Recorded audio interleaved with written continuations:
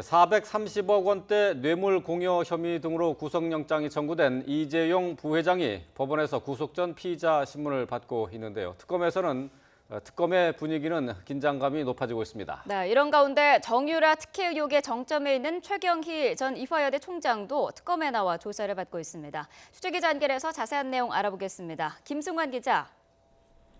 네, 특검 사무실에 나와 있습니다. 네, 자 특검 고심 끝에 이재용 부회장에 대해서 구속영장을 청구를 했는데 그런 만큼 오늘 영장 발부에 촉각을 곤두세우고 있다고요. 네, 특검은 수사 이래 처음 대기업 총수를 대상으로 구속영장을 청구했죠. 영장 발부 여부에 따라서 최종적으로 박 대통령을 향하는 뇌물죄 수사의 향방에 큰 영향을 받을 수 있는 만큼 긴장한 분위기가 역력합니다. 이 부회장은 법원에 가기 전 특검에 10여 분 정도 머물렀는데 지난 12일 첫 출석 때와는 달리 굳은 표정으로 취재진의 질문에 아무런 말도 하지 않았습니다.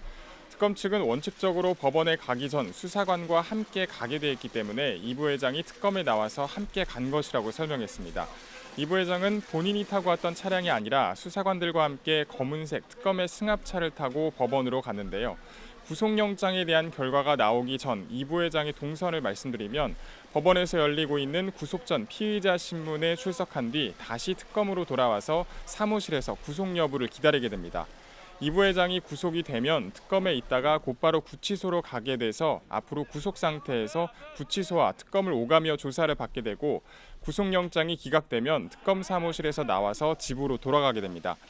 특검은 삼성이 최순실 씨 측에 준 돈이 사실상 박 대통령에게 준 뒷돈이고 최종 결정권자인 이 부회장이 지원을 결정했다고 보고 있지만 삼성 측은 대통령의 강요와 압박으로 지원을 결정했고 경제에 미칠 파장과 증거인멸의 우려가 없는 점 등을 고려해서 불구속 수사를 요청할 예정이라서 양측 간 치열한 법리 다툼이 예상됩니다.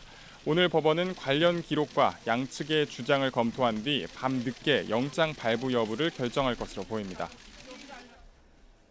네, 오늘 또 특검에는 최경희 전 이화여대 총장이 나와서 조사를 받고 있는데요. 정유라 씨의 이대 입시 특혜와 관련해서 사실상 거의 수사가 마무리됐다 이렇게 보면 되는 겁니까? 네, 최경희 전 이화여대 총장은 정유라 씨의 학사 특혜 의혹의 정점에 있는 인물입니다. 당사자인 정유라 씨를 제외하고는 이대 특혜와 관련된 인물들에 대한 조사가 거의 끝났다고 볼 수 있는데요.